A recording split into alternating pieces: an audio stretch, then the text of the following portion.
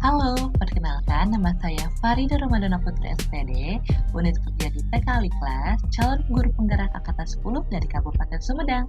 Di sini saya akan memaparkan kesimpulan dan refleksi pemikiran Ki Hajar Dewantara. Pengajaran dan pendidikan. Pengajaran merupakan proses pendidikan dalam memberi ilmu untuk kecakapan anak secara lahir dan batin.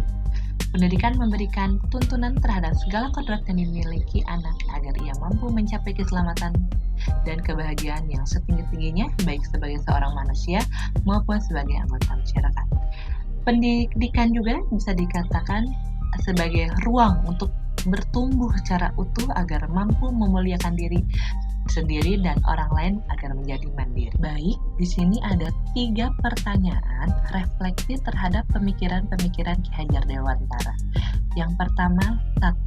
Apa yang saya percaya tentang murid dan pembelajaran di kelas sebelum saya mempelajari modul 1.1? Yang kedua, apa yang berubah dari pemikiran atau perilaku saya setelah mempelajari modul ini?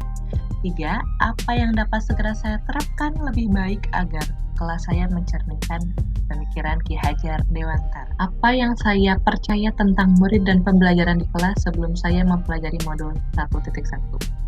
Yang pertama, kegiatan pembelajaran lebih didominasi oleh guru daripada anak itu. Jadi, gurunya lebih aktif daripada murid.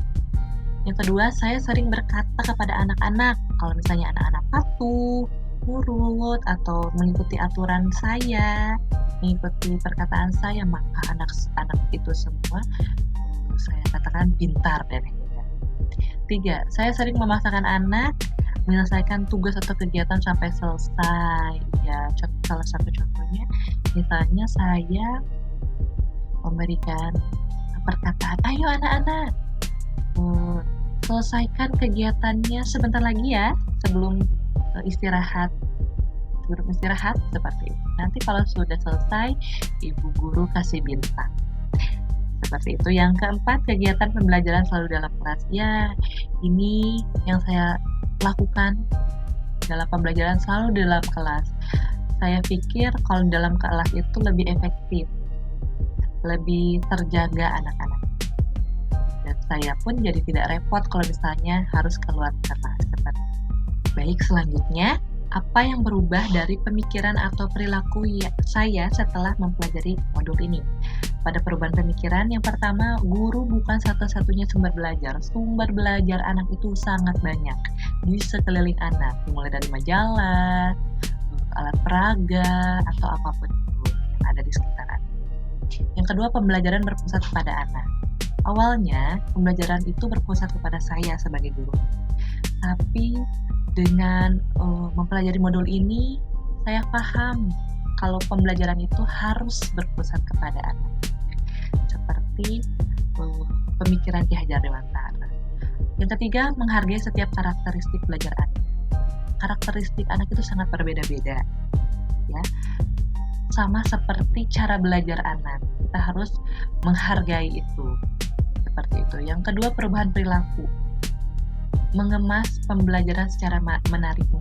Kebetulan saya mengajar di TK, saya harus membuat pembelajaran semenarik mungkin agar minat belajar anak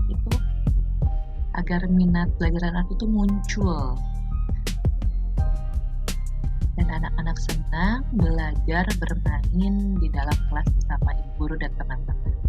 Selanjutnya, memberikan kebebasan kepada anak untuk menyelesaikan tugas minat, bakat, dan kreativitas. Saya merubah perilaku saya kalau saya harus memberikan kebebasan kepada anak untuk menyelesaikan tugasnya itu sesuai kemauannya, sesuai minatnya, dan sesuai bakatnya. Seperti itu. Yang terakhir, lebih cermat melihat bakat anak. Apakah anak ini bakatnya ke kecerdasan visual, atau kecerdasan musik, atau kecerdasan kinestetik? Kita harus cermat dalam melihat bakat anak seperti itu. Apa yang dapat segera saya terapkan lebih baik agar kelas saya mencerminkan pemikiran Ki Hajar Dewantara? Yang pertama, saya akan menerapkan merdeka belajar dengan berpusat pada anak. 2. Mendorong peserta didik berpikir kreatif, inovatif, dan berinisiatif. Yang ketiga, akan menerapkan pembelajaran kontekstual yang di dalamnya diberikan nilai-nilai leluhur dan kebudayaan. Yang keempat, pembiasaan budi pekerti. Yang kelima, bekerja sama dengan orang tua dan masyarakat sekitar. Baik, cukup sekian pemaparan dari saya tentang koneksi antar materi, kesimpulan, dan refleksi modul 1.1. Saya tutup dengan wabillahi taufiq wal hidayah. Wassalamualaikum warahmatullahi wabarakatuh.